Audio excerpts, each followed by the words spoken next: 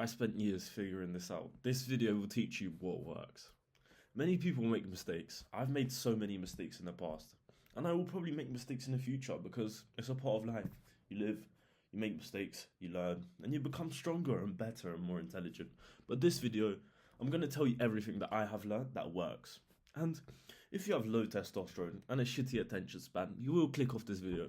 I'm not here to entertain you. I'm only here to teach you what actually works. So, if you want to take your journey seriously, click the link in my bio. It's a step-by-step program on exactly how to get jacked. But the most important step that you can actually take towards getting jacked and making so much progress is training by yourself is the worst thing you can do. Training by yourself. Many people think that training by yourself is fun because I'm a lone wolf. I don't need anyone to help me. I can push past. I'm strong. I don't need. Bro, that's so bullshit. I meant that I made the most progress when I was working out with a friend, right? And this friend is special. One, he speaks English in a Polish country where I live. Two, he's a gym bro. And three, he has the same mindset as me. He always trains till failure. Maybe he did it before I met him, but now he definitely does, right? And he encourages me to train past failure. He's the type of gym bro that when I'm doing bicep curls, and he looks like I look like I'm at failure, but I'm not, right? He's like, yeah, this is the reason you get no bitches. This is the reason your parents don't love you. And he just pushes me to do more. And he abuses caffeine with me. He buys me monsters sometimes. And he abuses the fuck out of pre-workout. And this is why I love working out with him. He's the best gym bro I could ever ask for, right? But when I was first starting off in the gym, from 40 kg bench press to 100 kg bench press, I was working out by myself. And then from 100 kg bench press, I went to 120 kg bench press in the span of 3 months because I was working out with a gym bro. But from 40 kg to 100 kg, it took me 3 years, which is insane how much progress you can actually make when you have a good gym bro. So that's why I put this as number one. This is the most important thing I have ever done to make more progress, is training with someone. Training with someone is the most fun thing you can do because you have someone to rely on, not rely on, but if your gym bro goes to the gym and you don't, you're like, oh, I'm a bitch, I should go to the gym, he's making more progress than me, he's outworking me, he's more of a man than me, right? You don't want this. So that's why you go to the gym with your friend, and your friend can slap you when you're being a bitch, and your friend can be mean to you when you're being a bitch and tell you the truth, which is what actually counts. And the second mistake is not training legs, or skipping legs, or training legs once a month. Training legs is so important because you don't want to be that guy that has stick legs and just a jacked upper body. It don't make sense. And it's not attractive. It's just, right? I was a victim for this. I never used to train legs, even though my legs are built nicely. I never used to train legs. And it's weird because training legs is the biggest, there comes a point where you stop making progress on your upper body because you don't train your legs. And it happened to me. And the reason why I learned this was because I went to a barber, and this barber survived a fucking landmine. He was a warrior in Ukraine. He was a soldier, right? And he told me that you must train legs. And if you're training legs, it boosts testosterone because it's 70% of your body is your legs or whatever. Something like that. I'm not sure how much percent it is. I haven't calculated it. And I haven't read a book about it. But pretty much you should train legs always. Legs are the most important thing you should train because if you have strong legs, you're going to be strong. It's just how it works. And you should never not train legs. Training legs is so fun, especially when you push to failure and you hit failure on squats and then you have to throw the bar off your back. It's so fun because it's just amazing training legs, and then having a quad pump, having a glute pump is just amazing. Another mistake that I always made when I was first starting off was cutting workouts short. I would go to my gym and I would train push, right? Push is chest, shoulders, and tricep. And I would only do chest and a little bit of shoulders. I wouldn't do tricep. Or I would do chest and a little bit of triceps and no shoulders. What the fuck? I was just leaving gains out on the table for someone else to make when I could have made them. So the biggest story is, imagine this. Imagine you cut some workouts short, and then for 2 months you don't cut any workouts short. Your friends will be like, oh my god, you have changed so much. You've made so much progress. Your parents will look at you differently because they can see the determination you have.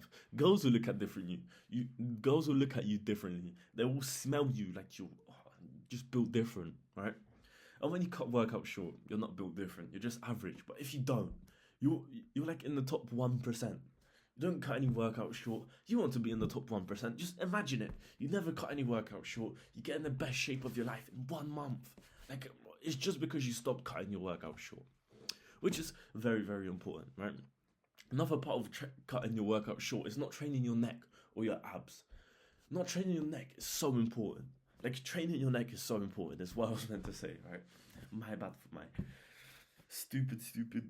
No, I'm not stupid, but just my bad.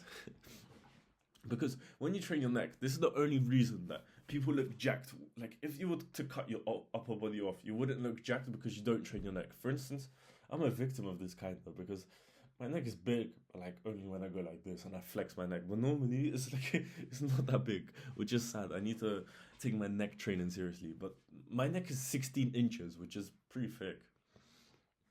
My neck is thicker than my bicep, which is weird. I mean, my neck is like bigger than my arms, which is weird, but oh well. But training neck is so important, because if you were to cut your neck out of your body, then you wouldn't look jacked. But if you was to get a thick neck, you would look jacked. And there's like, I'll show you a photo of this guy, right? And if you have a thick neck and a skinny neck, there's a big difference to your attractiveness. Like, getting a thick neck is single-handedly the most important thing you can do to make your face look more attractive without getting some like surgeries or some shit, bro. I mean, sure, if you want to take surgeries, that's your own will. But I'm probably not gonna take any surgeries. No, I wouldn't. Why the fuck would I have surgeries? I'm sexy as fuck. And not training abs. The reason people cut down, get lean, but they don't have like very attractive abs is because they don't train their abs. Like, the only way that you actually get abs is by getting attractive abs is by doing decline weighted chin up, no, fucking crunches. Yeah, decline weighted crunches. That's when you focus on your lower abs, and your lower abs are the most important part to your abs. Imagine you get very strong at decline weighted pull-ups, and you can put on your profile picture a photo of you looking jacked as fuck with sexy abs, and you can just quick add every single girl on your Snapchat and just send them ab pics, and they're like, oh my god, you're so sexy. And next thing you know, they're showing you your boobies, right? Just take your ab training seriously for about 3 months and you will have abs. Like, there's no doubt about it. Like, that's just how it works. And the last most important step is not eating 30 eggs per day. If you're not eating 30 eggs per day, you're just missing out, bro. Eggs are literally steroids. Imagine this.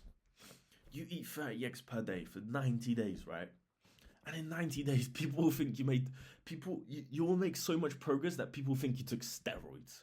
Like, people will be like, oh, did you take steroids? No, I'm natural. But you're like, thanks, whatever. I have get so many steroid accusations because I was eating 30 eggs per day and I made so much progress.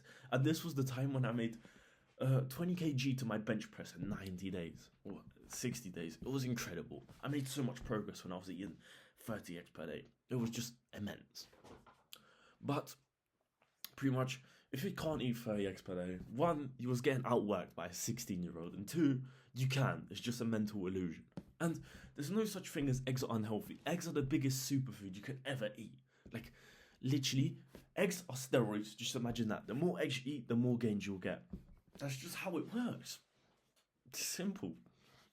And if you want a step-by-step program on exactly how to get jacked in the shortest amount of time, click the link in my bio. It's so cheap right now. It's literally $1. So, if you want to take your fitness journey seriously, click the link in my bio. Oh, my mouse just fell. If you want to take your training seriously, click the link in my bio.